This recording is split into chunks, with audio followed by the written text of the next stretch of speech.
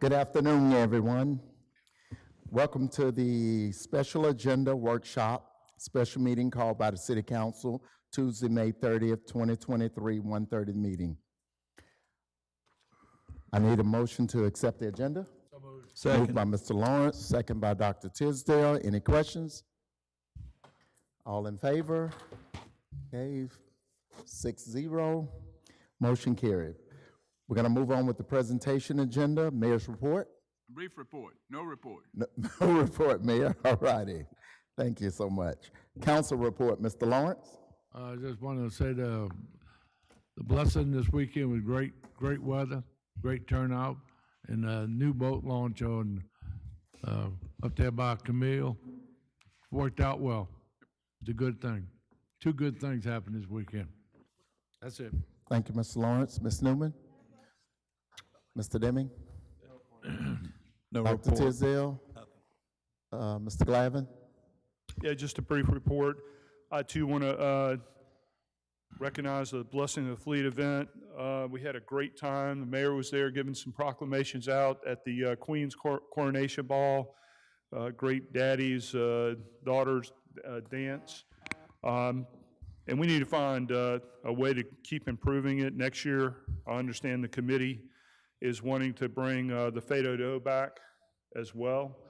And the tradition is not dead. It's different. It's certainly different because we don't have the shrimp fleet as big as it once was. But I'm telling you, the enthusiasm for this, if we promote it correctly, can be one of those signature event for the coast once again. So I hope we can breathe life into that event and get the momentum going. And that concludes my report.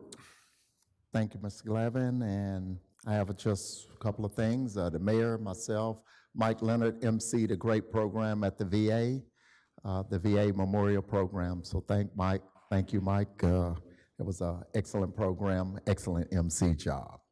That concludes my report. All right, we're going to move on to the public agenda, which is citizen comments. 3 minutes per person, 3 minutes per person, with a total of 45 minutes in play.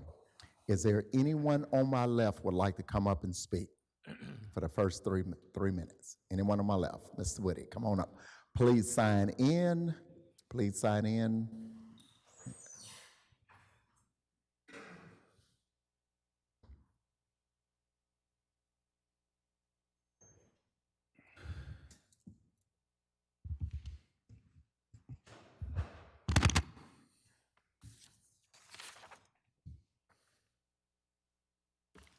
Good afternoon, everybody. I'm going to move kind of quickly. Those 3 minutes go pretty quick, as I discovered last time. So here we go. As I was saying earlier, our last meeting, this ordinance presents a very major policy change, a complete different way to do business with the city of Biloxi. It's going to be very difficult and costly for all events to deal with. There's insurance requirements, and one thing we didn't talk about last time were the bond requirements. I don't know if any of y'all ever tried to get a bond lately or not, but it's very, very difficult. I just tried to get some for some lost stock certificates with People's Bank, and it's jumping through a lot of hoops, and financial statements are going to be required. So one of the things we had an opportunity to talk with Peter Abide, and we really didn't get into the bond requirements, but that's going to be a serious issue that I hadn't brought up yet. Eliminating the RV parking is going to upset a lot of people, as well as some of those other proposed ordinances too, B from 4A, or I'm mainly directing my comments at 4A and D, and then the rest of them too. I hadn't really had a chance to determine the implications of those, but it's going to be substantial. I worry about the future and interpretation of these ordinances by the future city administrations. And then in general, the future of special events. In 1996, if Cruising the Coast had this ordinance facing us, I'm not sure Cruising the Coast could have even happened. That's what concerns me. I mean, somebody else has a great idea about an event that could turn into something good. This is going to be pretty tough. And then, is this the best way to proceed? Is this ordinance the best way to do this? Is there a way to pass just a spontaneous portion of this ordinance? and, you know, everybody that's in this room is Carnival Association, a lot of groups, special event groups here in the city. We've been doing, I think, very well with the event, special event ordinances and the procedures that are in place now. But if all that's not possible, you got to go forward with this. There are some revisions that have been made to this, which I think I can support, and I think we can support. The revisions that I'm referring to are actually have addressed one of my biggest concerns I had last time, or the open-ended cost of these of this ordinance. At this point, we're a Tier 1 ordinance, and as I understand it from the revisions that are proposed, the no greater than $15,000 would be assessed to an organization of our size, and so capping those costs is very important, because the way it read before, it was just wide open as to what the cost could be, and it's up to anybody's interpretation as to what those costs would be.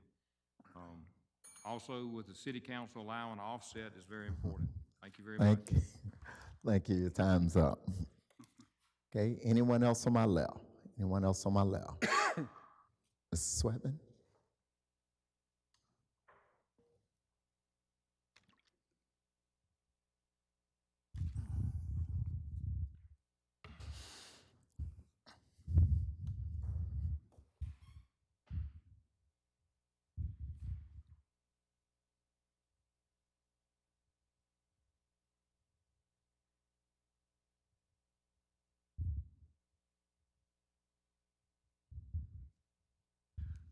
My name is Chevis Sweatman. I reside at 1210 Beach Boulevard. I'm also chairman of the Coast, of Cruising the Coast. So just wanted to make a few comments. Mainly my stuff is generating on the financial aspect of it. Ever since we've been in business, every 5 years we do an impact study, and I think you've gotten about 3 or 4 of those impact studies. The last impact study on the financial aspect was in 2021, and just one of the things that this event contributes to the community in just sales tax alone is $1,221,250. That's the whole Gulf Coast community is getting the benefit of that. There's also other benefits such as income tax, tax revenues, other fees, and this is going to do the whole coast.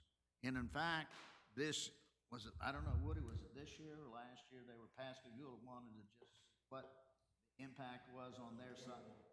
Okay. Pascagoula alone generated, their study showed 361,000. In the city of Biloxi, we've got 3 sites. The downtown Biloxi site, which I happen to prefer, the Coast Coliseum site, and the Edgewater Mall. So those are all generators of other activities. And another thing that's, I don't think, when I did read the ordinance about a week, 10 days ago, they were talking about the RVs parked on people's individual property. I have had more positive comments about that. People are getting their friends, they're coming down to the coast. Our requirement always has been, if you want to park on somebody's property, you must have permission to do so in writing. Because if you don't have it, we're going to ask you to move on. But the fact that it's there, you've got residents there. Sometimes this is the only time of the year they get those lots cleaned up because people are coming down, they'll clean them up. And when the event is over, the property will look much better than it was before the event. Speaking another thing, every year that I've driven down the coast after the event, there's never been any garbage left around.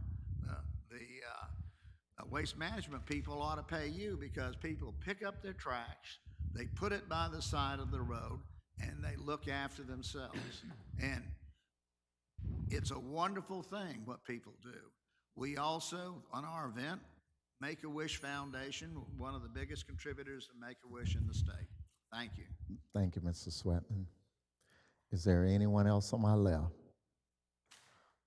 Yes, sir.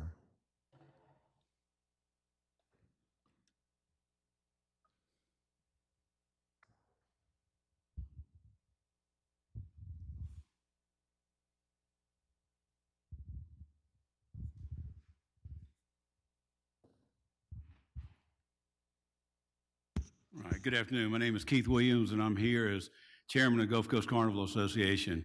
Y'all heard Woody and Chevis also speak about just the concern we have of this ordinance and what it's going to do. 1908, since 1908, the City of Biloxi and Gulf Coast Carnival Association has had a partnership. Parades have rolled in downtown Biloxi for years. We've all enjoyed them.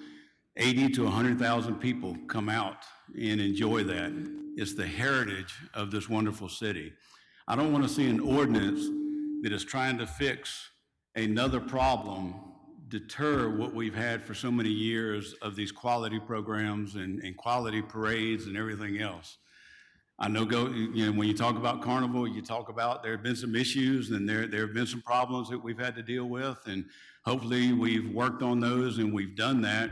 I see my partners back here in law enforcement and fire, and we tell you, can't tell you how much we appreciate them being here. I have the utmost confidence that this council, that this administration is going to handle the issue that is before us in a way that it does not destroy the rest of the programs and the rest of the great things that are happening in the city of Biloxi for all of the Gulf Coast. So I just ask that you make sure when you're deliberating and you're making this decision, let's make sure we don't take too large of a net and cast it over everybody that's going to cause problems and cause concerns. Gulf Coast Carnival Association is a nonprofit organization. We put everything that we bring in back into this event, and we want to keep doing that with the city of Biloxi for everyone here on the Gulf Coast. Thank y'all for letting me talk. Thank you, sir. Is there anyone else on my left? Anyone else on my left? Anyone on my right?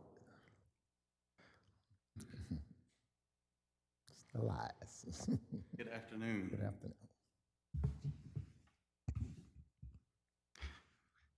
Thank you all for allowing me to speak. I'm Louis Elias. I'm a candidate for sheriff in Harrison County. I was told to move the bell if I wanted to get a few extra seconds, so you mind scooting it? I don't want to take you all back to a headache that you dealt with last week, but I want you to understand I was privy to our sheriff's office's inner workings for over the past 10 years. And when I hear the finger of blame pointed anywhere but where it should be so that we can fix a problem knowing its source, I feel obligated to tell you the problems that we're seeing on the streets, not just in Biloxi, but across the coast, stem from policy in our sheriff's office not to accept misdemeanor offendants. There has been exception to that rule where they will allocate 10 to 15 beds at a time to each city. It's not sufficient. There has been excuses for that rule that we are short-staffed. But the fact that we're short-staffed is not an adequate excuse. We have to look at why. We as an agency have to solve that. That's our problem. We need to start with exit surveys and identifying problems. But it's not for you all or Gulfport or Long Beach or the other citizens of Harrison County to pay for. It has to be resolved. It's causing enormous problems. You all, I know, are tired of hearing about it, and I'm frustrated because I know it can be resolved rapidly. I'll yield the last few minutes or seconds here to any questions you all may have. I'll be more than happy to answer.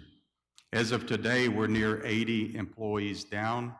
You will hear that that is something that you're seeing on a nationwide scale.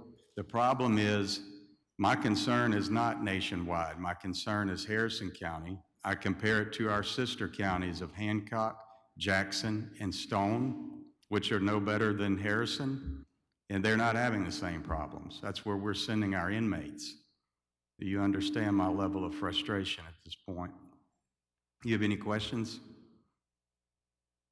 Thank y'all for allowing me to speak. It's an honor to be here in Biloxi. I love it. Thank you very much. Thank you, Mr. Elias. Did I miss anyone? Anyone out in the audience? Did I miss anyone? With that being said, citizens, one more, all right. Come on with it. Good afternoon. Thank y'all for listening to us. I'm here to presenting the Boom Boom Committee. We do your fireworks for 4th of July. Y'all are gracious sponsors, and we can't thank you enough. We don't know what this is going to have for us and what we're going to have to adhere to. So I just hope, like Keith said, I hope that we can work together and make this a good ordinance and stop the things that are happening, but let the good things happen. That's about all I can say. Thank you. All right, last call, one more last call. Okay, with that being said, public agenda, citizen comments are now closed. Okay, we're gonna move on to policy agenda. Subject matter of the meeting is to discuss special events. I'm gonna start with the mayor and start with the mayor first, and then I'll roll with the council members. Yeah, I'm appreciative of everybody voicing their concern, and the point is that we're gonna try and do some things that will do no harm, but we've got some challenges, and I think we'll craft the solution in every one of these areas that are before you, and it may take 1 or 2 times, but that's our whole purpose, is to do no harm, do good, and that's the point behind all this discussion, and to figure out what we need to do. And I'll let my attorney do the talking. I get part of the mayor's report, that's good. Yeah, and I probably will need some backstopping from Chief Miller, but, I mean, we heard the message of how do we stop what's going on and how do we get things back under control. We've been a very benevolent city. We've just turned our city over to any group that wants to have an event. And for the large part, it's worked well. And I think we all know it's not working well under the current system. The only way to get events under control is to have rules for what these promoters or vendors can and can't do. There has to be law on the books before the chief comes out and shuts down traffic or reroutes somebody or denies somebody to have an unauthorized party or an event, to allow a commercial event to take place in a private residence. There's got to be laws on the book. Since the original ordinances, I've met with members of Cruising the Coast and Gulf Coast Carnival about their concerns. We put some, what I think are very reasonable limitations on, compared to what the city's true cost to monitor and manage these events, many of which are city-sponsored events. But we're still providing city services for these private type events. But we put modifications and limits on the impact fees. We've allowed them to apply to the council if some of those fees should be waived as part of what they ask, as part of what the city does. But we can't stop someone that doesn't want to apply for a permit when there is no real permit process. We can't stop a party and say, you didn't get a permit. They go, well, there are no rules to get a permit. So these are the rules to get a permit and to have a large event. Although it's built in, there's 5 tiers. I think the main focus are these larger tier 1, tier 2 events. For those type events, a special events committee comprised of a number of city employees will review the plan that the vendor has or the promoter has. Gulf Coast Carnival and Cruising the Coast are already doing that. They're already having these meetings with city officials. They're already meeting throughout the year. Most of these requirements that they're being asked to submit to, they're already doing. as part of their goodwill and cooperation they do throughout the year. But there are stricter penalties if someone does not go through the permitting process, that just wants to have a spontaneous event or promote through outside means and just show up. Then the city has a larger control and larger enforcement capabilities. Taking the burden off the mayor to declare a state of emergency or martial law, we have, as opposed to that, we have rules and procedures that are on the books. And we're not here to hurt any of the existing events or organizations. I spent enough hours with Woody last week that I think he would confirm that. But we have to have rules on the books if we're going to enforce rules at all. Otherwise, that's called discrimination. And I think if the chief has anything to follow up on that, of the number of meetings we've had in the last month, none of this is being taken lightly. So I'll just say this, the folks that spoke today are all parts of groups that are tried and true. They've been here for many years. We've worked very well together. There's nothing in this ordinance that is meant to damage them or do anything that would cause problems with their events. Again, we have a lot of confidence in them. They've trusted us. We've trusted them over the years. If there were issues, we've worked them out, and I think it's going to be the same here. But Peter Abott is exactly right. We have to have something on the books. As it is right now, the 8 large events are just 8 large events that are very taxing on the members of the police department, the fire department, public works, and other city departments. I can't tell you how taxing they are. But with those, we could handle. But if you take the additional 50 to 80 smaller events that we have every year, I mean, it leads to problems. Some of those events probably shouldn't be here. And that's the small events that I'm talking about. Some of them probably should not have ever been allowed to come to Biloxi, but nonetheless, there was nothing in place to stop them from coming. So they're here. Some of those that we've dealt with over the years, and I'm sure there's going to be more coming for whatever reason, and I'm proud of this, but Biloxi is the events capital of the state of Mississippi. I honestly believe that. There's more events here than there is anywhere else. With that responsibility comes a responsibility from us to start taking a look at some of these events, some of the new events that are coming, and determine whether we want them here or not, whether they're going to be too taxing for us, whether they're going to be economically sound for us to even take part in. And I don't know how else you can do it, but to put together some ordinances that are very well written. I think these are, and they explain things very well. I mean, I don't know how else we could do it than that.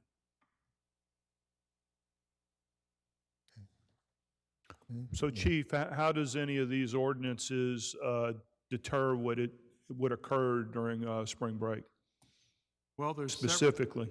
Sure, there's several things in there that will help us with the pop-up events. What you have to keep in mind, whenever there's an event somewhere, you're going to have people that are going to capitalize off of that event.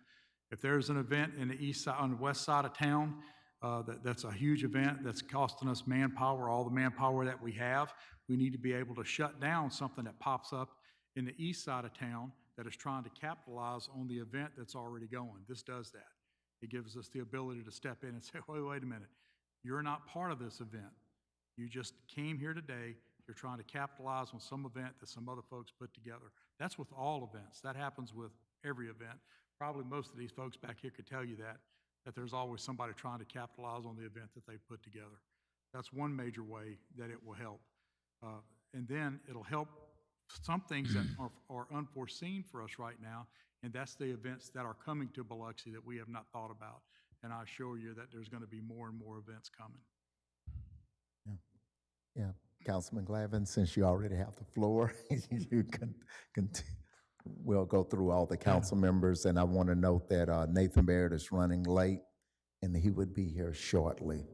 So with that being said, Councilman Glavin, continue. I appreciate that. I didn't have a format that it would go that way, but I appreciate opening things up. Thank you, Mr. President. So I still I'm still trying to digest these ordinances that have been put together. And again, much appreciation to Peter Abad and the administration for crafting something early so that we can have a workshop like this.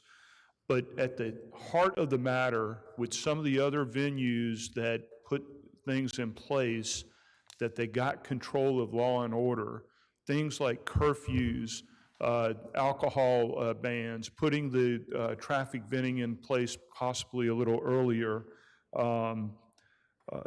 and specifically talking about open house parties or things of that nature, those pop-up parties. I don't see anything that we put together for that. And I hear the discrimination label, but other venues, other cities have enacted these things during the month of April or whatever month they felt that they needed to.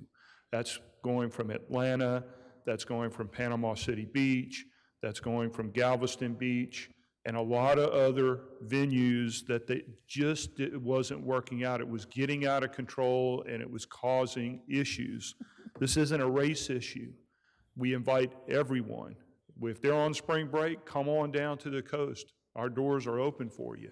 But this event, how it has evolved and has been organized in recent years, and the bad actors, if you will, for lack of a better word, that have taken advantage and exploited the young men and women, not to mention, when you see the gun offenses, it raises it to a whole different level that you don't see at these other events. I think you said there were 40-something gun violations. There were up to at least a dozen assaults on police officers, and some of the other offenses that you just don't see on these with some of these other events has told us that this isn't discrimination. This is taking care of the safety and well-being of our community that our citizens are crying out for.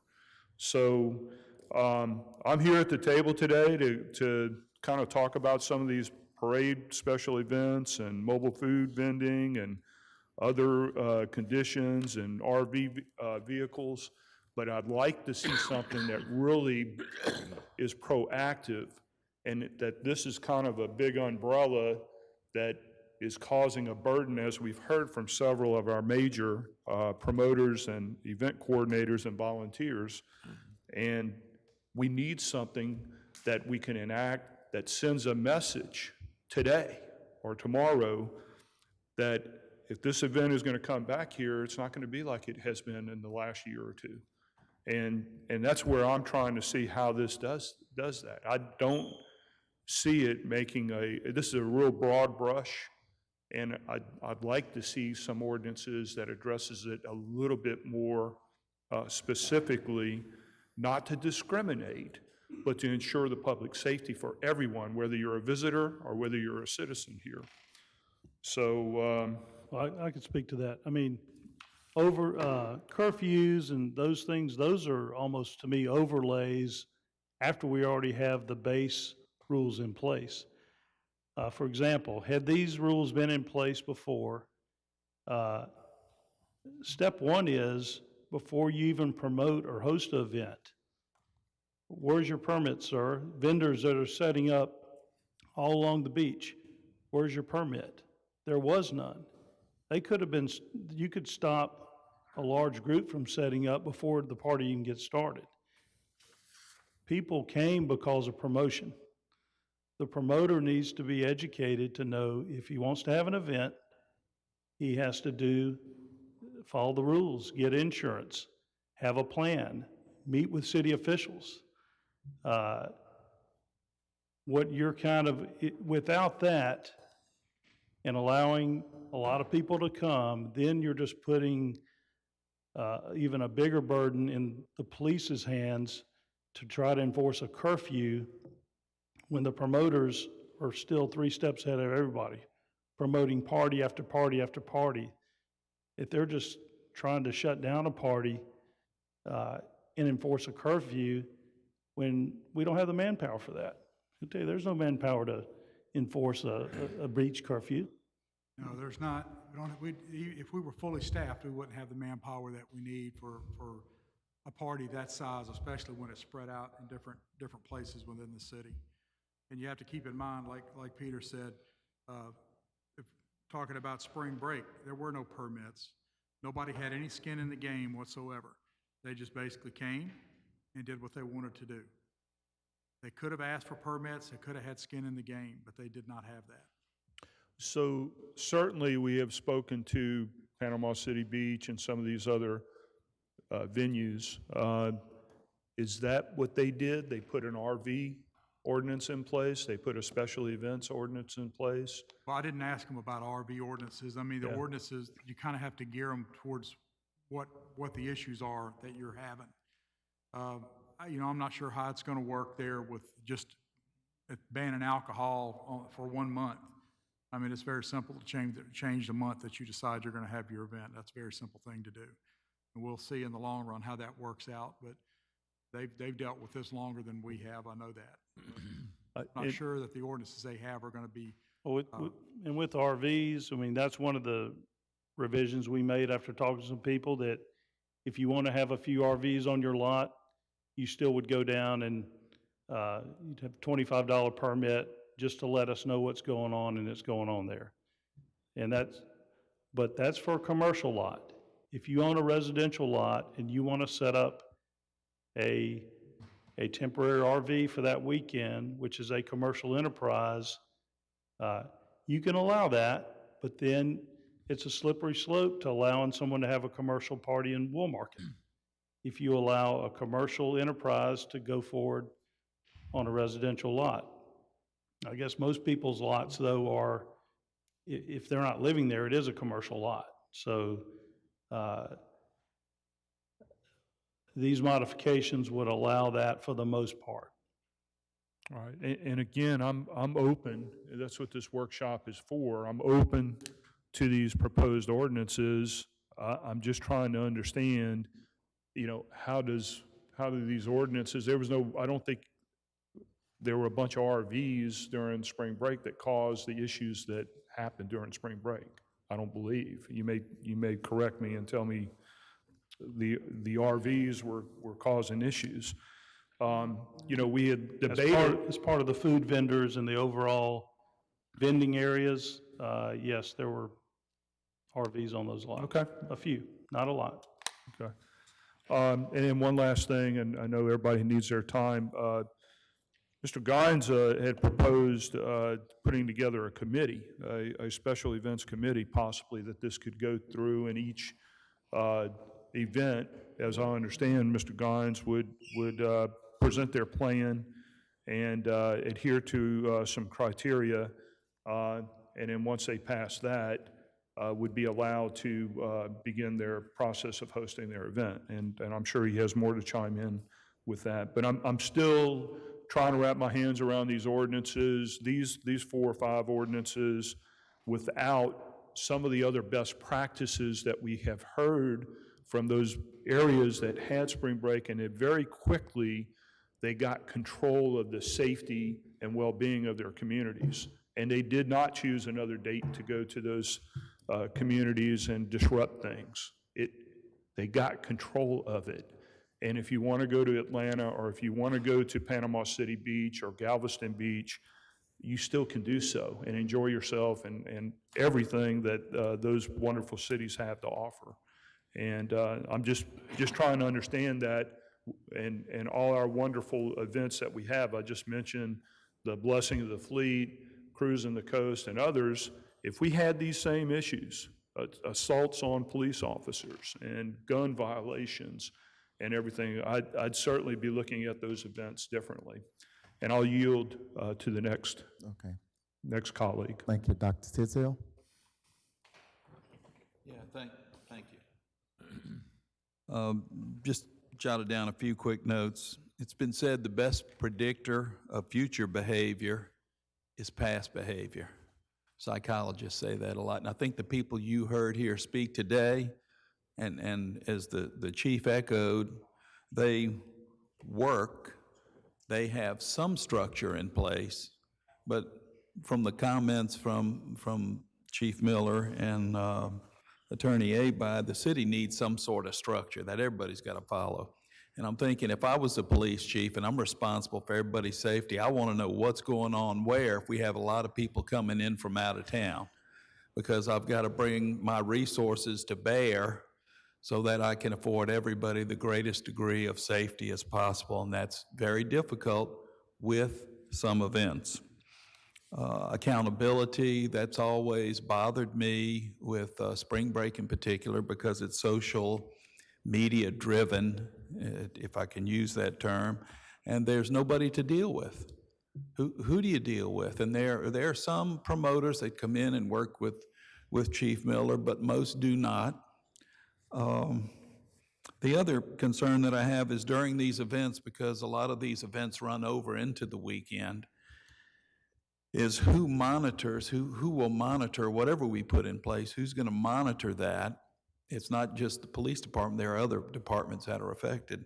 Who's going to monitor that on the weekend? Who's going to enforce that? That's sometimes difficult to do. I'm thinking with food permits, somebody's got to be there to check on that.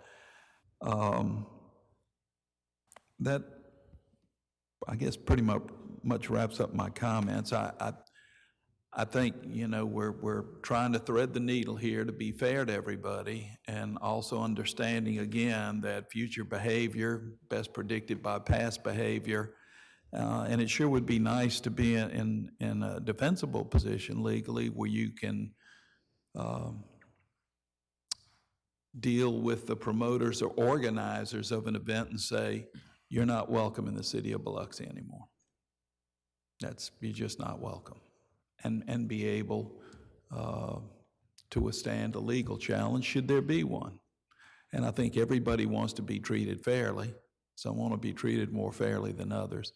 But again, past behavior, a lot of these organizations do good things for the city, but not every event in the city of Biloxi does that. Thank you. Thank you, Dr. Tisdale. Mr. Deming?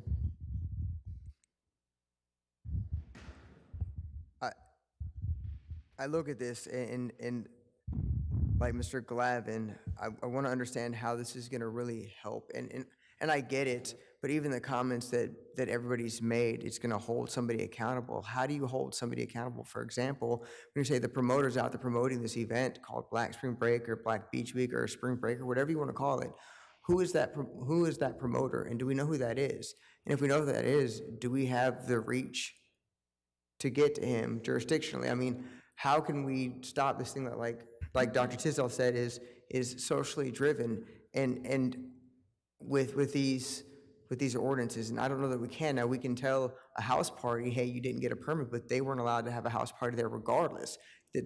I don't think that this ordinance would allow that lady to come in and say, hey, I'm gonna host a party at my house and charge $20 a head. Can I get a permit for that? And we'd say no. Like, there's no commercial activity in that neighborhood allowed. So I don't know that this would have prevented that. It would have happened, and we would have to go out there and shut them down anyway.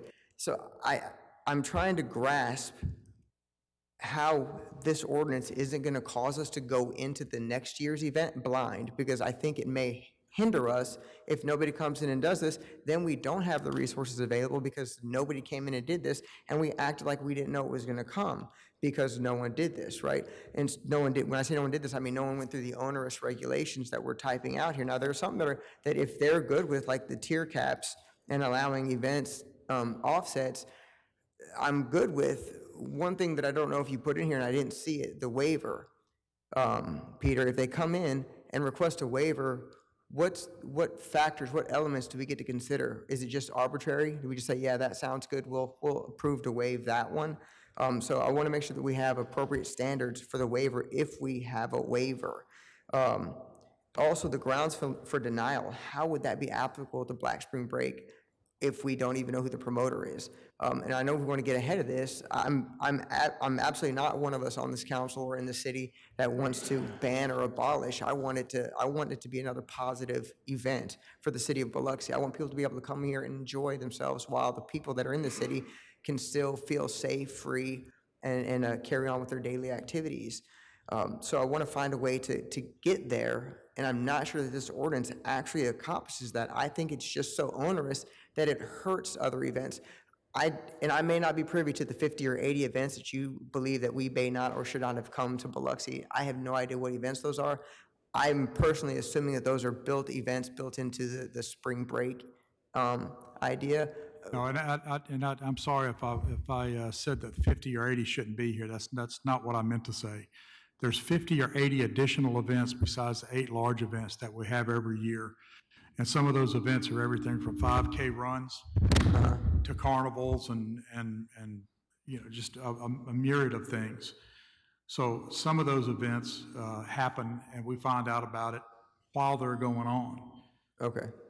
And Thank like you for what clearing that up. Yeah, and what you were talking about, what this ordinance would do is if our intel unit sees something on Facebook or social media that says, hey, we're having, this after party, so-and-so tonight related to whatever event, that gives us some authority to go out and say, hey, you don't have a permit for this, don't let it happen. So it does give us some teeth to go out. I kind of wanted to ask about that. So if there is an event and someone says, hey, I'm having an after party at my bar, are we going to tell the bar they have to close down because they can't have customers come to their bar because they posted something about an event? Not if that's what their regular business is, no. Okay. Right? If that's what their regular source of income, their business is, then the answer to that would be no. But there are a multitude of other places where that would be applicable, where we could go and say, no, you've never, like the Schuler lot, no, you've never gotten a permit for this. You've never gotten a permit to have an event here. The Witt one?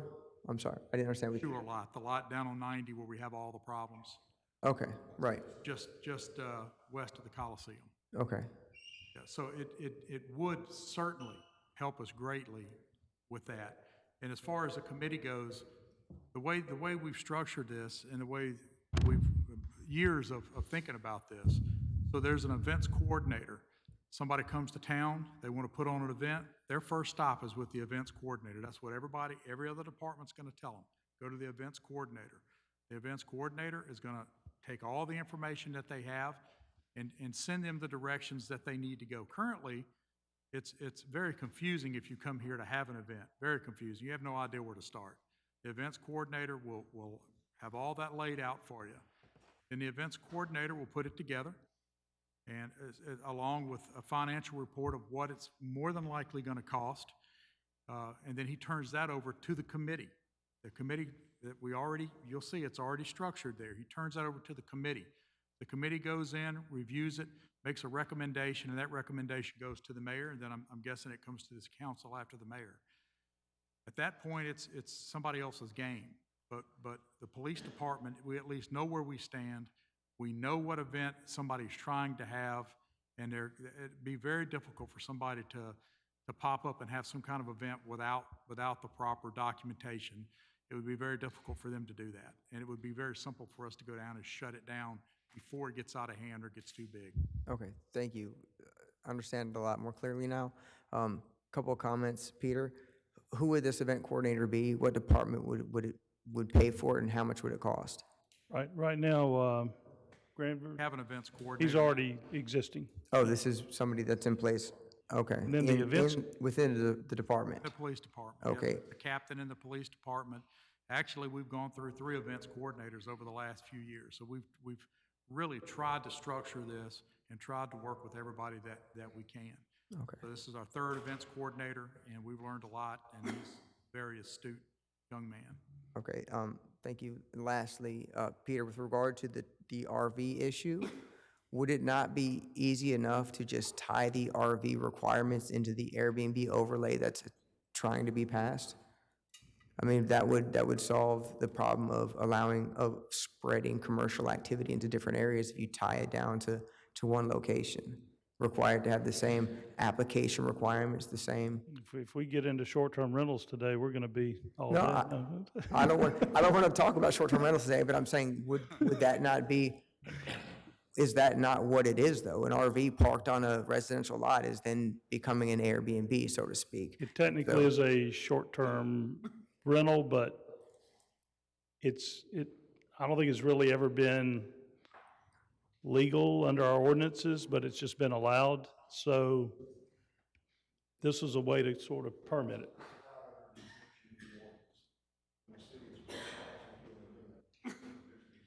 Okay. So we do have a codes exception for it already? I think if somebody says there's a city event going on that week, they can just do whatever they want. I think that's sort of the way it works. We don't really know how many are on any specific piece of property. I mean, I think technically somebody could bring 20 RVs into their property. Even a small piece of property, they could just stock it out. And I guess one other thing, and I should have, I apologize for not getting the other cities, what they do and how they do it, since this was brought out two weeks ago. But I mean, both Atlanta and Panama City have very similar permit sort of procedures that they go forward. And I'm looking from Panama City's, it's like if it's not an unauthorized special event, the city manager or the city police has the right to shut that down or to suspend it. So how we stop the promoter from doing things, we may not get to the promoter, but they're advertising a specific location. And whether we find the promoter or not, we can stop things at that location before they start. Also, it may take a little while through civil discovery or some discovery process, but we can find out the owner, somebody that's promoting. And this isn't so much to stop events from coming to the city of Biloxi as it is to control them and to force people who aren't doing the right thing to go get the right permits and at least be honest about what they're doing. And I think we should, in some respect, do that. I just want to make sure that we don't make it so onerous that it deters events from coming to Biloxi. That's really my concern. I'm done. Thank you. Ms. Newman? Yes, I agree. I agree with each one of them, actually. I'm actually feeling torn because I feel sympathy for the ones that do want to just come out and have fun. But the thing is first of all, I want to say I don't see any of the promoters from this particular event in the audience right now, even though we're discussing it, just like all of these individuals who are promoters are here to discuss it. And as well, all of these events have reputations because they have been coming here for years. It's kind of like having children and say you have 3 and one acts out, but the other 2 don't. Well, the one that's acting out, that's the one that's going to be punished. Like I said, they all have had reputations, and some good, some bad, some not so bad. This particular event, year after year, has had its issues. It hasn't been this bad. Now it's bad. And every time any criminal activity happens with anything, it starts to get worse and worse and worse, no matter how much you try to alleviate that. Example, the Scratch Kitchen in Ocean Springs. It's had issues and issues and issues, and they kept trying to, fix these issues. The city tried to cooperate with them. They had a shooting. Well, then guess what? There was another shooting, and then the city had to shut it down.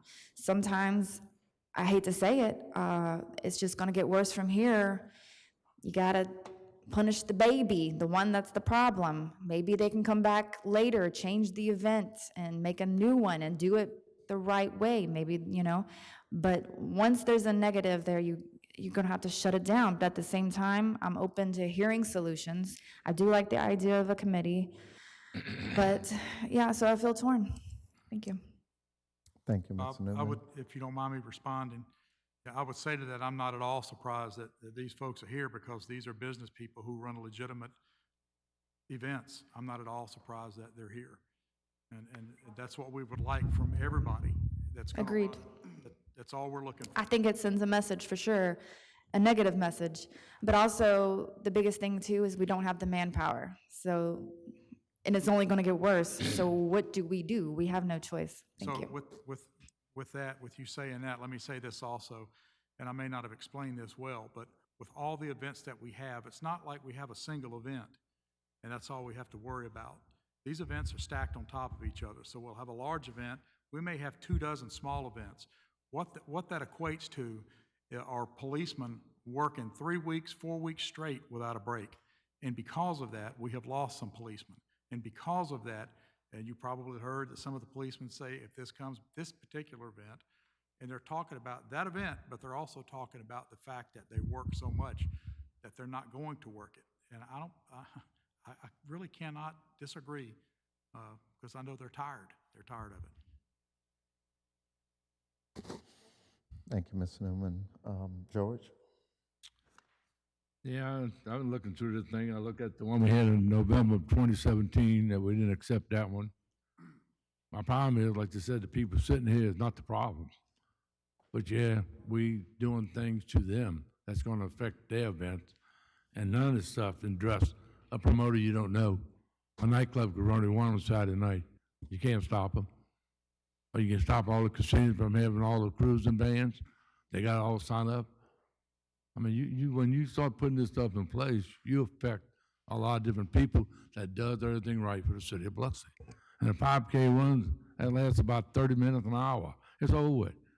I know it takes policemen to do that. That's a 6-hour event for Yeah, policemen. but I'm just saying, you want things in the city of Biloxi, then the city of Biloxi needs to step up, make sure we control these things, have them come here, have a good time. You're still dealing with a bunch that nobody knows who they are. Nobody. The promoters are what? They can pop up one thing, you can't stop that. They did all this stuff happened in front of the surf style. None of this, they're gonna do anything to that. Not the first thing. There weren't that many RVs down there.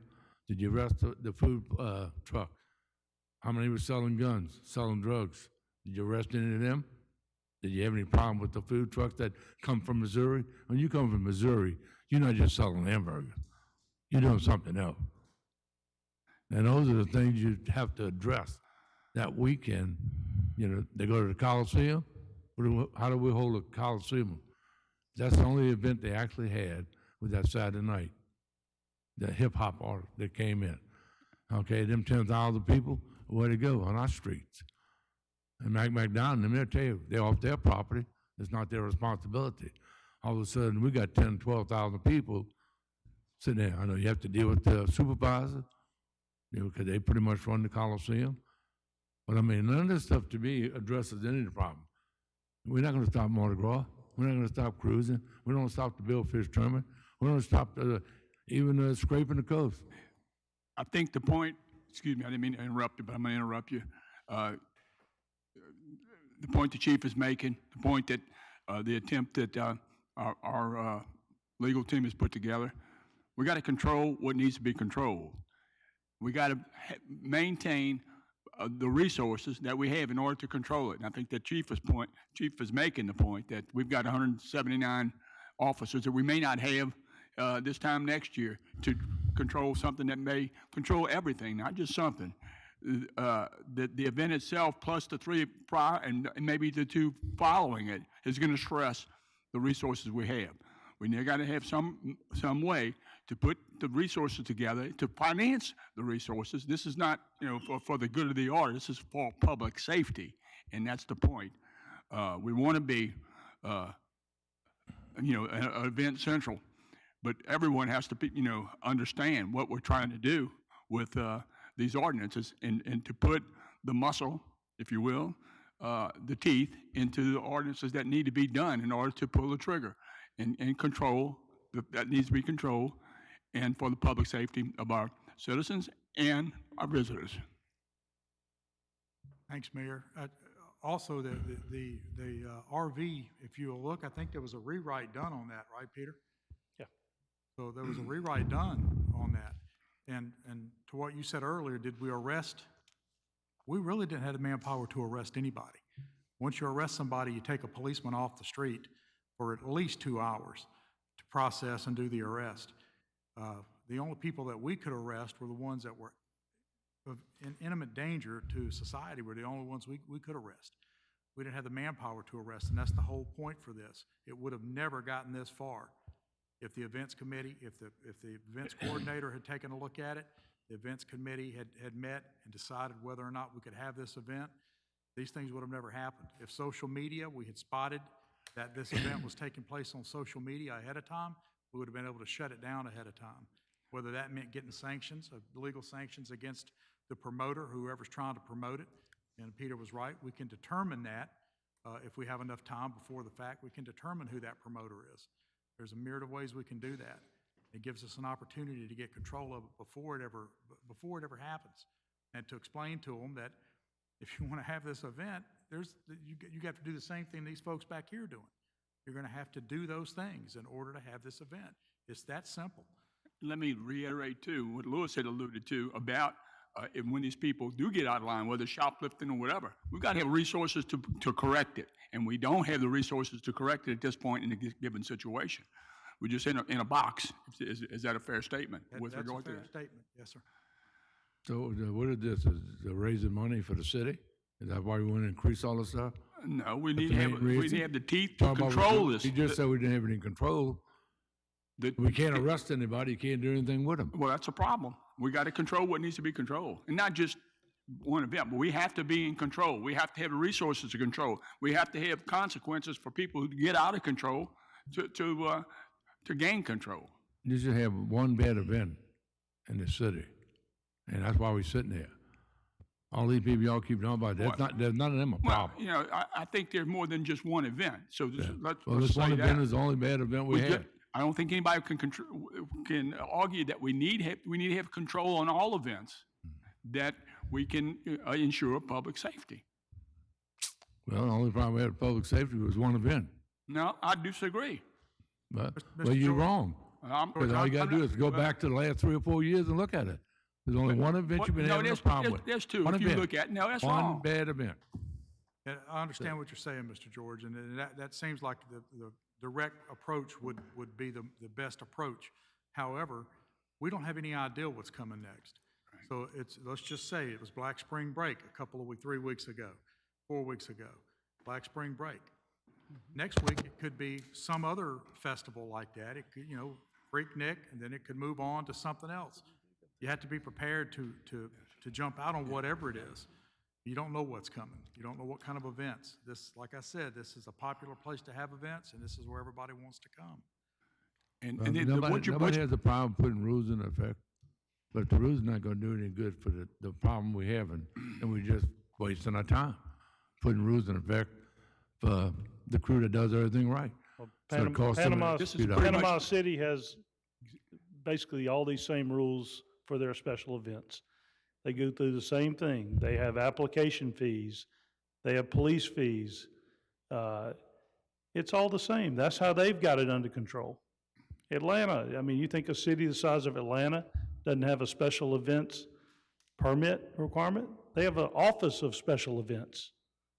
So, I mean, So that's how they left Atlanta, because they put rules and regulations on the money? I don't know that for sure, but When- they're not there now. But they have other special events. I mean, I saw the rules, like Kenny said about Panama City, those with the alcohol on the beaches and stuff like that. No, they have special event application permits. They have ordinances like this But they in also, Panama City. they also state they can't drink on the beach, They did that as an overlay so, to the existing. and I mean, that's the same thing here. If it's supposed to be a spring break, then you could do that. Because during the summer, they're not in college. If it's supposed to be a spring break, they named it. We didn't name it. To me, it's just a bad event. It brings the bad people, like the chief said, they're gonna find a spot to make money. And they're gonna find a way that, when they bring that many people here, they coming right behind them. And they're not promoting anything, not doing anything. They come in to make money. We don't even know who they are. Of course, there's no promoter in this thing either. The only event they actually have is the Coliseum. The only event they have. There's nothing else to come to. So that's why they wound up at the mall and the beach right there. That's where it started from 30 years ago. And then the same spot it was when they first started. So, I mean, I don't know. Rules and regulations, fine. Nightclubs, I don't know how you can control nightclubs. You can't stop them from having some on a Saturday night. They have karaoke, so what are you gonna do? Have to go get a permit to do that? No, Okay, so I already mean, been- there's a lot of things going No, on. that's already- Every weekend. that's a clear exemption. If you're a bar normally having your normal business, you're not required to have a permit. That's clear in there. Well, If then you're I the think- Shuckers having a Shuckers game, you're not required to have a permit. The Coliseum has a concert. That's their normal business. They're not required to have a permit. You own an empty lot near Surf Style, and you want to have 2,000 people there on a weekend, you have to have a permit. That's not a normal business there for that empty lot. So, right now, there's no rule on the book that prohibits that. It's a commercial lot. I can have whatever I want to have whenever I want to have it. And that does happen. I mean, like the RV, I don't know that we had a whole lot of trouble with RV parks. I mean, RVs, people that rent here. I think like one of them said, they actually get the thing cleaned up better when they take care of it, and there's not much trouble at all. But I mean, when you start stretching the thing out to the nightclubs and everything else that goes on every weekend, you said it's normal business. I agree with Robert on one thing. What's normal business? This guy brings in 2 singers, could be a normal business. Doesn't have to be this weekend. I mean, all these nightclubs are going to promote themselves to make extra money. That's why they're in business. So I just don't think we're covering the right ground. Yeah, put something in place, just another step. Don't put the government in control of everything again. Yeah, we don't want to lose any of these events we have. None of them. That's how I look at it. And I know you got the hardest job in the world, Chief. Appreciate all you do. I'm just saying, but it's hard. And well, you can't arrest anybody. I mean, that's not good. Thank you. Thank you, Mr. Lawrence. Mr. Barrett? First, I'd like to apologize for my appearance and for being late today. I was in Alabama on a college recruiting visit for my son and rushed back as quick as I could get back. I'd like to start by saying we're elected to represent the will of the people. And so to preface everything I'm going to say, overwhelmingly, the people, the residents of this city that we're elected to represent do not want this event in our city any longer. I'll start by saying that. I understand the need for having an event ordinance and that's the foundation of everything that we want to build around is having that. And I'm okay with passing these ordinances and changing whatever is needed in the LDO.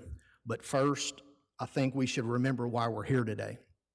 It's not because of Mardi Gras or any of their cruise. It's not because of cruising the coast or any of these other events. We're here because of spring break. If the things that had not unfolded that happened at spring break, we wouldn't be sitting here today. And even removing the violence from the situation that took place at spring break, a large amount of the things that took place in the city are not acceptable, even removing the violence. I think that we should, while I believe that we should pass an events ordinance, and then, as Peter said, layer stuff on top of that, let's pass whatever we need to, make whatever changes that are needed to the LDO, but let's be sure, double sure, and triple sure that in the process of doing this, that the language in these ordinances and the changes made to the LDO are not punishing the wrong people. And like I said, I have no problem passing these ordinances, but I don't feel comfortable doing it until I'm 100% sure that we're not punishing the people who follow the rules and the people that do the things the right way. Again, we're not here because of them. And I don't think that we should shy away from the fact that we're here because of spring break, and that we should be very focused on going after that specific event. Now, I understand that there may be other events that arise, but that should be, in my opinion, our laser focus. I understand that the foundation of an events ordinance has to be there to get to that point, but in the process, we should not punish others that follow the rules. I also believe that there needs to be more layers. I believe that we need to issue a curfew. Can we go and arrest everybody that doesn't follow that? Absolutely not, but I think that it will help. No alcohol on the beach in the month of April. If they decide to change it, then we can make adjustments in the process of that. No loitering in people's parking lots that you're not patronizing. You can't just go put 1,000 people in a parking lot and completely take over a business. Ticket and tow the people. George said something about food trucks coming from Missouri. You let tow trucks know that they can come tow anybody that's breaking these ordinances, and you're gonna have tow trucks coming in from Missouri to ticket people, to tow them, $500 a pop. I mean, these guys are gonna be coming from all over. It's not okay to hang out of a moving vehicle. If I were to drive down Pass Road right now and let my wife hang out the vehicle and twerk, y'all are gonna pull me over and arrest me and my wife. And so, with that being said, I think that we have to layer these things. I think that we need to pass an ordinance. I don't know if it's on the books, but if someone is hanging out of a moving vehicle, the person hanging out of the vehicle and the person driving the vehicle should be arrested, and the vehicle should be towed. And whenever they start having to pay $500 or $1,000 to get those vehicles out of impound, they're going to stop acting goofy, or they're going to go somewhere else to do this. And again, and Chief, you know, I'm your biggest, and this is in no way coming after you or Peter with the ordinance, but I just believe that we have to be very careful not to punish the people who are doing things the right way. And that's all I have. Thank you. So if I Thank you, might address that.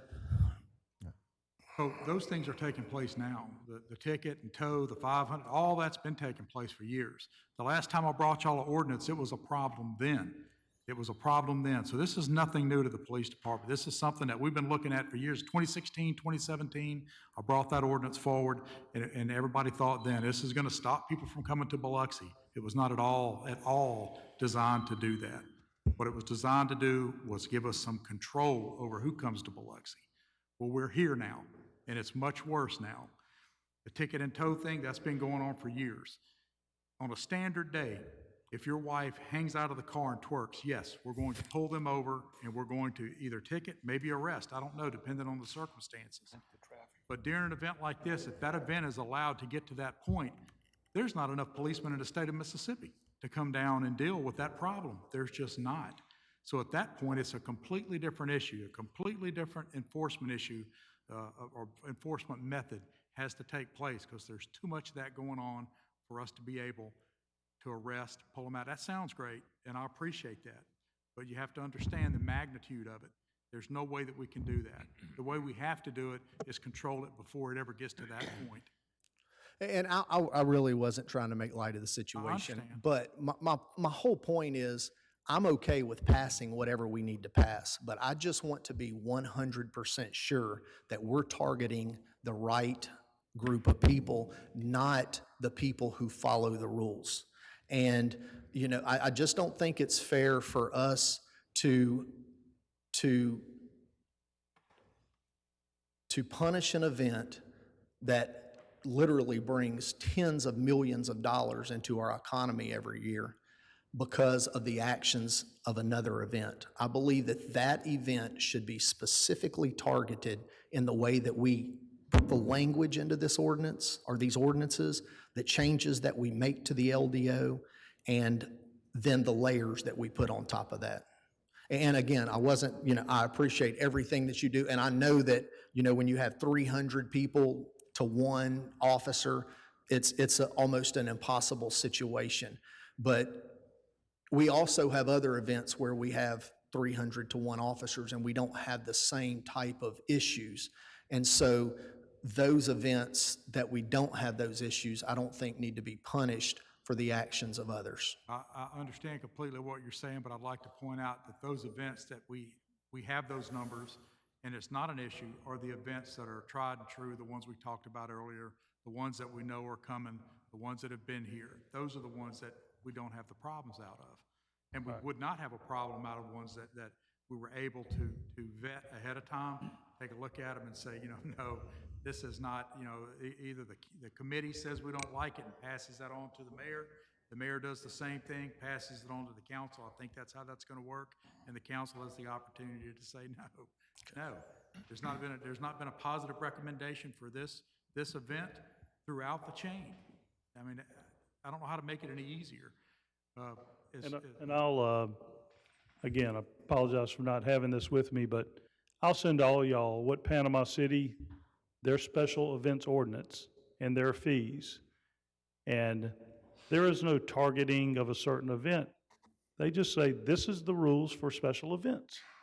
And again, All these requirements are already happening with the organizations that we routinely deal with year in, year out. I have a question, and one of you. So Panama City, do they not have a curfew for the month of April on the beach? Well, that's different. I'm just talking about their special events Okay, ordinance. but I'm in just, general. so that is very targeted. They have no alcohol on the beach for the month, and I think it's March there. But they do and I understand, and I'm okay, like I said, I'm okay with passing an ordinance that doesn't punish the other groups that aren't causing issues. However, I believe that there needs to be things in place that does target the events that are causing problems, because I know that Panama City, they have, I mean, if you are impeding the flow of traffic in Panama City, I think I read going more than 10 or 15 miles under the speed limit, it's a ticket and tow type deal, or something along those lines. They do have the curfew for the month of whatever the spring break was going there. They do have no alcohol on the beach for that specific month. In Miami, they even went so far to close the beach completely, 100%, for a specific period of time. And if you stepped foot on the beach, whether you were a resident or a participant in a spring break event, they arrested you. And so there are things that can be done to prevent some of this stuff. And I understand once it gets to a certain point, there's no stopping certain things, but there's things that can be implemented to prevent some of this before it ever happens. And that would be the layer things. I understand And that. if the county wants to put those bans in place, because they do claim beach jurisdiction, but if they want to put those bans in place, I'm sure we would fully support all that. Okay, that's all I have. Thank you. Thank you. I have a few ending comments, but I would like Ms. Hornsby to come up after I speak to give her a chance to have a few comments. Yeah, I'll come back after her. Just like Nathan said, we serve at the will of the people. And Kenny spoke of a few things that I would like to see in place. The people need to be involved, I believe, in a little bit when it comes down to events. I believe that we need to vet all events that come here. I think someone said something about we put these assessments in place for all the events. Well, what if we give a waiver to one event and not another? Are we going to have some kickback, pushback? Yes, we will. So by us having a city events coordinator with the police department, I believe that we should look at our citizens, some of our business people and our citizens, to become part of a board, an events board, so that we can be directly involved, because those citizens are the ones who have to put up with this. They have to put up with the events that we have. And they know best what they can tolerate and not tolerate. And I believe that if we have an events committee to vet these different events that we have, all events are not the same. All events are different. Every event bring their own unique quality to the Gulf Coast. And we need to support the ones that are beneficial to the city, and the ones that are not beneficial to the city, we need to look at them a little different too. And so if we establish this board with our events coordinator, who's already there with the police department, and give them advice on the different things that come about. When Cruising the Coast come, we know what to put in place. If a spring break come, we know what to put in place. We're not targeting. What we're doing is we're looking out for the best of our city. And that's what we really need to do, is start looking out for our city. And we need to involve our citizens who already know, especially when we're looking at the Coliseum area. It's a lot going on there, especially during spring break time. They need to be involved. We have our business people who's going to be affected by this. We need to have some of those people on our board. So we need to take a different look and a different approach so we can vet all the events, and so they can be applied according to what we have. And that's what I have to say about that. And I think that would be a reasonable way to look at it, by having them. And when the event group come back, they can make recommendations to the city council as far as what we need to pass and not pass. And that will help a lot. Ms. Hornsby, would you come on up and have a few words, and then I'll go back to the council for a final wrap-up. Thank you. I came here not intending to speak, but if I can say something that helps, I will. First of all, in my opinion, and in the opinion of a lot of people, this is not an event. The event we're talking about is not an event. Let's call it what Panama City calls it, and that's a takeover weekend. And that's exactly what it was. So this event ordinance, I'm sure it will address a lot of good things, but I don't think it will address this particular event that caused the problems. If this ordinance had been in place and they were supposed to be fined or pay permit fees or even law enforcement fees, at this point, who would you send the invoice to? Because I don't know. The only thing that was organized, and it was at the Coliseum, I serve on the board of the Coliseum, was a concert by Maurice Bryant, I think was the organizer, but I've been told he wasn't. It was a concert, dismal attendance, 3,400 people. That's nothing.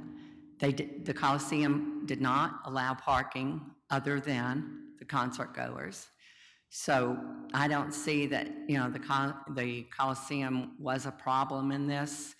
But Kenny Glavin and I did talk with the tourism director at Panama City. And events are one thing, but this was not an event. So maybe we need to deal with both of those things. And one thing they did do, first of all, I know curfews have been talked about and banning the sale of alcohol. The shooting happened on a Sunday afternoon. No curfew would address that. We already banned the sale of alcohol on Sundays. So I don't know what that would do toward this particular weekend. Panama City does ban alcohol on the beach in certain months, I think March and April, they said. One thing that they did say that resonated with me was they greatly enhanced their loitering ordinances. And that's what that was. That was loitering on steroids. If you enhance those ordinances, I don't care if you include spitting on the sidewalk in there, and then enforce as needed. Now, enforcement is a problem. I know there's not enough law enforcement to go around, but there is something, in fact, I'll talk with the mayor about it at another time, that you could do 12 months out of the year to raise enough money for the law enforcement during certain events, and whatever you want to call this. This is, by the way, this is the first year Panama City did not have a takeover weekend, and they knew they were coming here.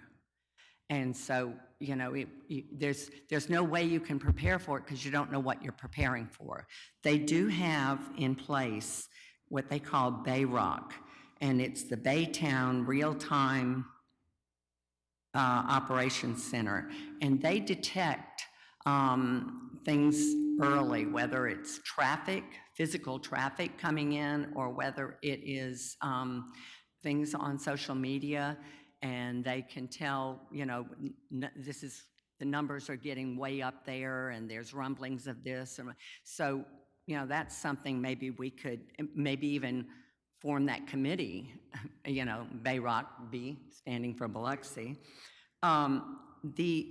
Their vacation rentals are heavily regulated. I hate to use the word regulated, but they are.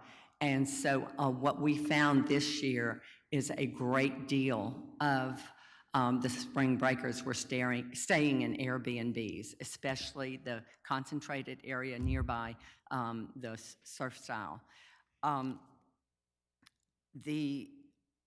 So, you know, I think there's a number of things we can do, and if the events committee or the events ordinance was in place, you know, I personally do not see punishing the events that enhance our tourism product so greatly. Cruise on the Coast, of course, a leader, Scraping the Coast, the Billfish tournament. I mean, they bring in people that spend a lot of money here, a lot of money, and cost us almost nothing. The hotels have stated that they will close down inventory for, and they're in the business. I'm not even talking about casino hotels. They're in the business of doing one thing, selling rooms.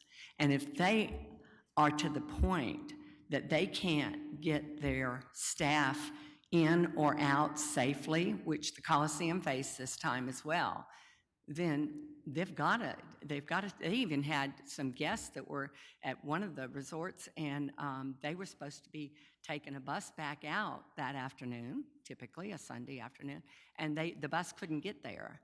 And so, that's, I think, whenever they start saying that they're going to close down for a weekend and not sell any rooms, that I think that's to emphasize how serious it is to the hotel industry and to tourism. You know, the hotel guests couldn't get to the restaurants, and What did the STAR report that tracks occupancy and rates, what did that tell us during? well, it showed occupancy for that weekend compared to the same dates the previous year, but that wasn't the dates of spring break the previous year, I'm in the process of collecting all that and comparing it with spring break this year, spring break that year. And, but from what I've heard from all the hotels, you know, it was a dismal, I mean, occupancy in some places were in the 30%. We are a weekend destination, and it's nothing for us to have 95% occupancy on any given weekend. And so, you know, when it's 30 and 40% on a big weekend in April, that hurts everybody. Linda, you've been in the tourism business a long time. Well, Do you think it was one thing that they left these other towns, or was all this stuff put in place, 2 or 3 different things? Like the tourism, they don't want to, like you said, when you start shutting down a hotel, that's not good. no, it's not good. So, what do you think attribute to all these people leaving Atlanta, Miami, Panama City, this group? Yeah, well, the one thing he emphasized, I put an asterisk by it, were the loitering ordinances. They really strengthened those, and then they put the word out. They advertised that on social media, the same place where that is pushing events like this, or I'm calling it an event, producing weekends like this, publish it and say, this is what we're going to do. And I think the chief even mentioned some things. We're going to, you know, we're going to tow you, we're going to do this, and then get the word out there, and hopefully we won't have to do that. So it has to be strictly on the news media doing it. There's nobody really, like you said, to deal with. Yeah, No well, promoters, yeah, no. there's a Facebook page and probably Instagram and everything else that promotes it, but I, for one, don't know who's behind it. Maybe Peter can find out, but, you know, and we could maybe start with them. I always tell people, if you're not a part of the solution, then you're a part of the problem. And so, you know, maybe they would get together with us and say, how can we make this work? Well, nobody's welcome. They're not going to obey the rules. Eddie said it like that. You can't just come in and tear up a city, you know, and nobody's held accountable for it. And like you said, it's for the safety of the people that we represent. Yeah. So, thank you. Okay, all right, well, I'm gonna go down the line with final comments. Thank you, Ms. Hornsby. You sound like a great committee member. Yeah. So moved. Yes, Chief. Thanks, Ms. Hornsby. I just wanted to point out that the Real-Time Crime Center has been operating in Biloxi for the last 3 years. So that's nothing new to us. As far as loitering and spitting on the sidewalk, we already have all those in place. And all that's great stuff if it's taking place. But again, the point is to stop it from ever getting to that point, because then it requires a lot of enforcement action. If you can stop it before it gets there, that's the way to handle it. Thank you. Thank you. Final comments. I'm going to start with you, Mr. Glavin. Workshop is beneficial, certainly, to get some additional input and still gather and digest a lot of this information. That process has to continue.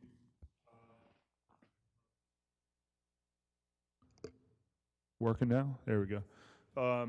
This process has to continue, that we continue to gather more facts, more information, best practices going forward. One of the things some of the hotels do in certain destinations is that they publish a flyer with their ordinances that pertains to spring break, and they inform their guests once they get there. If they haven't got the message on social media in advance, there's usually a list of those, and it welcomes the spring breakers, but it wants to inform you that we do have these laws and expectations in place.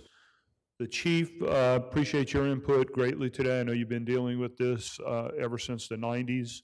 But one thing I remember in the 90s, Linda, you'll remember this too, when they moved from, when we moved spring break from Atlanta, and this became a destination in the early days, it was a free-for-all of such. I mean, it's the Mississippi Gulf Coast, it's a party destination. I don't think it was by design, it just happened when you had large crowds that selected our destination, but it was pretty chaotic. And the next year, the traffic venting went in immediately. It didn't wait till the numbers built or there was a certain time frame. It went in the following year, it went into place immediately, and it made it inconvenient for everyone, but it regained control of what we needed to gain control of, and that is the safety and security of everyone, tourists and citizens alike. And then it came back over the years with a couple of major promoters that we were able to identify and communicate with, and we were able to manage it over the years. And then it kind of has evolved to what we experienced this past year, and that should be alarming. Just the fact that I mentioned earlier about all the guns and those violations, that just the 40-something that we know of, if we had more law enforcement capable of searching and seizing, I would assume that number would have been 200 or 300 or more if we had the capability.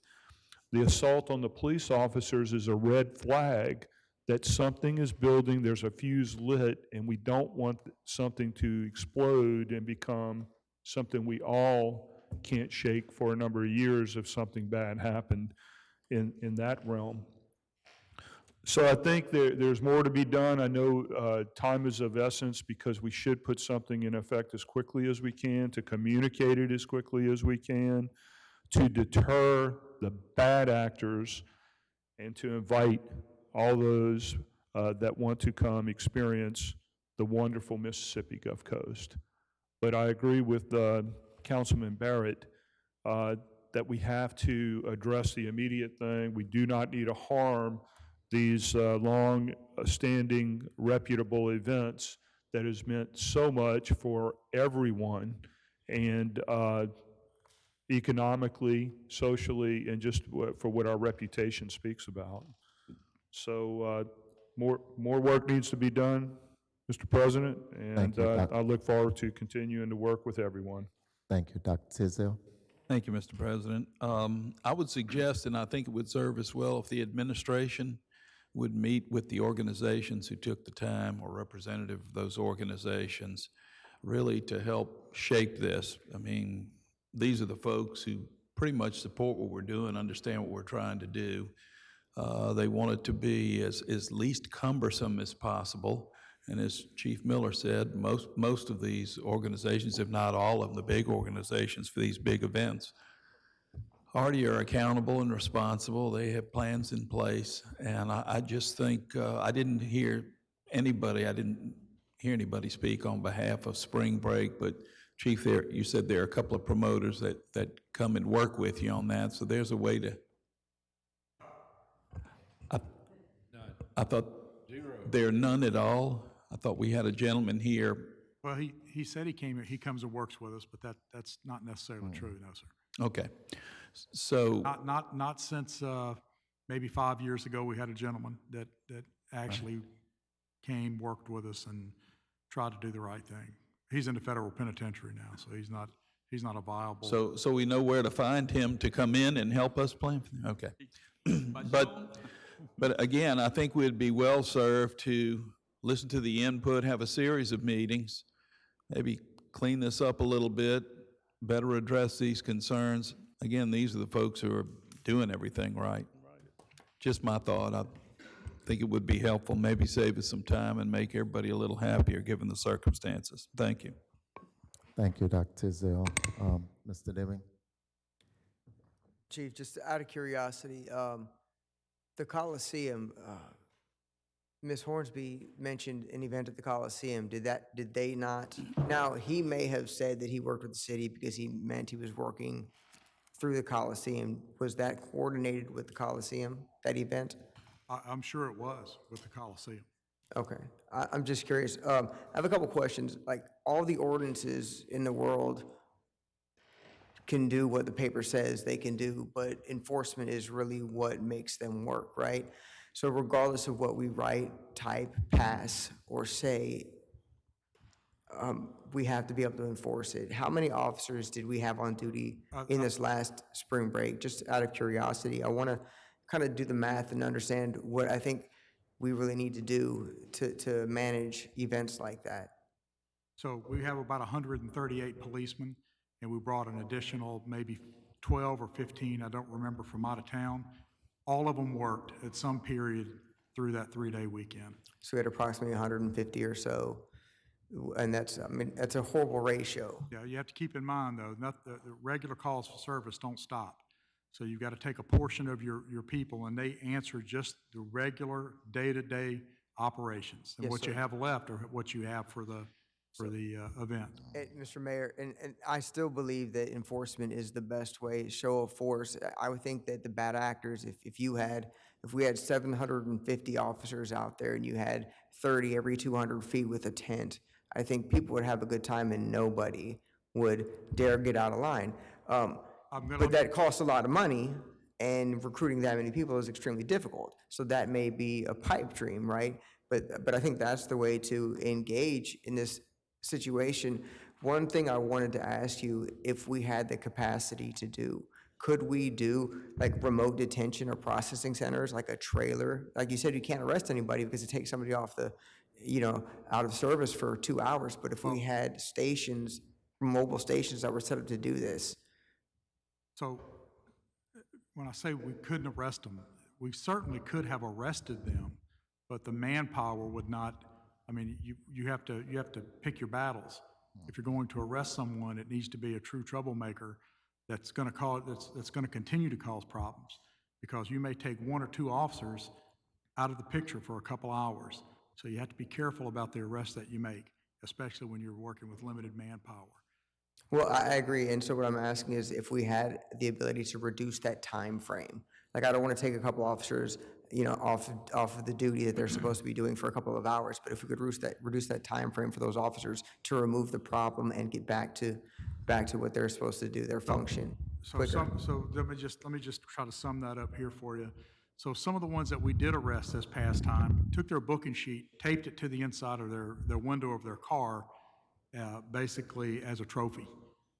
So if you're going to take somebody out of the picture, you're going to take a bad actor out, you need to take them out for several hours, if that's possible, because you don't want them just coming right back out saying, hey, I paid my fine and I'm out. And that's what a processing center you'd be doing. You can't hold them there, so you'd basically be collecting their fine and letting them go. You said enforcement action is the key. Once it reaches that point, you're absolutely right. Enforcement action is the key. But before it reaches that point, the Real-Time Crime Center and the efforts put forward to stop an event from ever happening, if it's not a desirable event, is the key. That's what you've had, there's no other way around it, that's what you have to do. I don't think for an event that size that we can enforce our way out of it. We've got to start way before that. I agree that deterrence is a better method. I just don't believe that this ordinance accomplishes deterrence in this, what Ms. Hornsby coined as non-event. I really don't think this does, and hopefully we can get to the point to where we have some mechanism by which we can deter the bad actors from coming here. I just don't think this is it, but like Mr. Glavin said, we're gonna keep working on it with you guys. That's all I have. Thank you, Ms. Newman. Okay, Mr. Lawrence. No, just something that we have to work it out. You can't let it happen again. You have to have total control of that event. And then we have to work with all the people that do everything right, because we want them coming back. If you don't come in and represent the city right, don't obey our laws, then you're not welcome in the city of Biloxi. Thank you. Thank you. Mr. Barrett? None. And my final comments before I go to the mayor is, I agree with Ms. Hornsby. If you have someone, if we put the penalties in place, if we put those penalties in place and then we have the non-event that come, they're not gonna pay anyway. And they're just gonna go ahead and have those events. So we need to be conscious of what we're actually doing, and that's why I believe we need to vet all events and vet the whole process. Mayor, final comments? Yeah, I'll just reiterate, our intent is to do no harm to the people who are very beneficial to the activities in the city of Biloxi. With Nathan, we've got to have something on the books to work with that can be crafted and that can address or anticipate, because nobody can anticipate the future. And I think that's what the chief has been saying. We've got to build the resources. We've got to have the financial plan to address the unanticipated. But, certainly another 100 officers would put us in that position, not only for this event, but for any event. You anticipate, we've got people that sit on the internet and browse every day, okay? And this real-time crime center is impressive. And they look out for the Russians too, so who knows what they're doing. But y'all supposed to laugh when you say, geez. But we're after the same thing. Let's get something where we can craft this to address and prevent what needs to be prevented and control the things that need to be controlled. And that's the end of my remarks. Thank you, Mayor. All right, with that being said, I think all hearts are satisfied. I think we need to take this back, process it, and bring something to the table. I need a motion to adjourn this meeting. So moved. Second. Moved by Dr. Tisdale, second by Mr. Lawrence. Any questions? All in favor? 7-0. Jesus Christ. Right in your ear. Thanks for absorbing most of the sound on that one. You ended that meeting with.